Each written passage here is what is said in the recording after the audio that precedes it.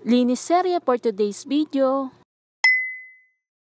Miyerkules nga ngayon at kapistahan nga ng isa sa patron namin na si Santa Maria Peregrina. Yung dalawang estudyante ko nga ay hindi pumasok at aatin nga sila ng misa ngayon. Pwede naman talagang hindi nga pumasok ngayon basta aatin nga lang sila ng misa. Maaga nga silang umalis dahil nga mabilis nga mapuno ang simbahan at baka wala silang maupuan. Pagkaalis nga nila ay nagsimula na nga akong magwalisan dito nga sa may sala. Binuksan ko na nga itong ang laptop namin at naikonek ko nga dito sa TV ni nanay at dito na nga lang kami magsisimba ni Sia online. Hindi pa naman nagsisimula ang misa kaya naman sabi ko nga kay Sia umupo lang siya sa isang tabi at ako nga ay magwawalis muna. Hindi na nga kami nagpunta nga sa simbahan at panigurado nga na sobrang dami nga ng tao tapos nga ay may kasama pa akong bata. Sinimulan ko na nga tanggalin yung mga nasa ilalim nga nitong mahabang upuan katulad nga ng mga sandals ni Sia at mga sapatos nga ng mga ate niya. At nung natanggal ko nga yung laman nitong ilalim nga ng upuan ay winalisan ko na nga agad.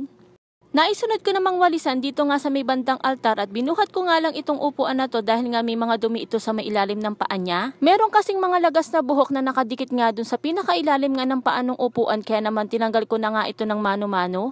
Dumiretso na nga ako dito sa may bandang pintuan ng kwarto ni nanay tapos nga ito naman ang winalisan ko. May isang upuan nga dito kaya naman winalisan ko na nga rin ang pinakailalim nito. Sa kabilang upuan naman nakaupo nga si Sia at nilaglag nga niya yung isang unan dito kaya naman kinuha ko at nilagay ko dun sa may mahabang upuan. Tingnan nyo naman itong batang ito at sarap buhay nga. Napakaganda nga ng pagkakaupo niya nga dito sa isang upuan. Mapapasana all na lang talaga ako. Nakalimutan ko nga ibalik yung mga nakalagay nga dito sa ilalim ng mahabang upuan kaya naman binalikan ko muna at pinaglalagay ko nga muna isa-isa. At habang binabalik ko nga sa ilalim yung mga nakalagay dito ay may nakikita pa nga ako mga dumi kaya naman winawalisan ko pa rin. Dito naman ako sa may bandang TV nagwalis at inalis ko nga lang muna dito yung lamesa. Inalisan ko na nga rin ang pinakailalim nito at marami nga ako nakuhan laruan nga ni Sia. Nakita nga ni Sia ito nga mga laruan na nakuha ko dun sa pinakailalim ng lagayan ng TV kaya naman gusto nga niyang kunin. Kaso nga bago nga niya mahawakan ay nakuha ko na yung mga laruan. May isa pang lamesa na nakalapit nga dito sa may TV at winalisan ko na nga rin ang pinakailalim nito. Tapos nga ibumanda nga ako sa kabilang side at dito naman sa may lumang divider nga ni nanay ako naman nagwalis. Kada nga may mawawalisan akong kalat ay dinadala ko nga sa may bandang gitna para naman sama-sama na sila doon. Kanina nga ay nakaupo nga dito nga si Sia kaya naman hindi ko nga nawalisan ito. Kaya naman nung umalis nga si Sia sa pagkakaupo dito ay inangat ko na nga itong upuan at winalis ko na nga rin yung pinaglalagyan nito. At pagkatapos ko ngang walisan ay binalik ko nga din sa pagkakalagay niya yung upuan.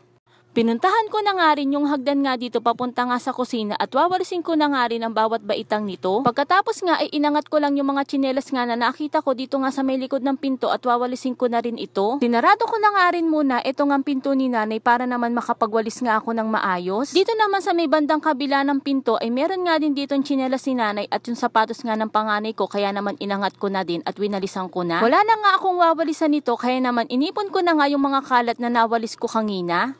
Pag-unahan pa nga si Sia sa pagdampot nga ng dustpan kaso nga talagang naunahan ko lang talaga siya.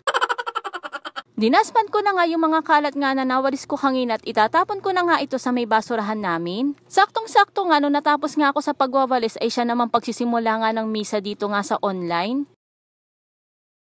Kaya naman niyaya ko na nga si Siyang maupo at makikinig nga kami ng misa ngayon. Masunurin naman ito nga si Sia kaya naman umupo na rin siya. Hindi ko pa nga napapaliguan si Sia dyan at ang sabi ko nga sa kanya ay tatapusin nga namin muna ang misa bago siya maligo.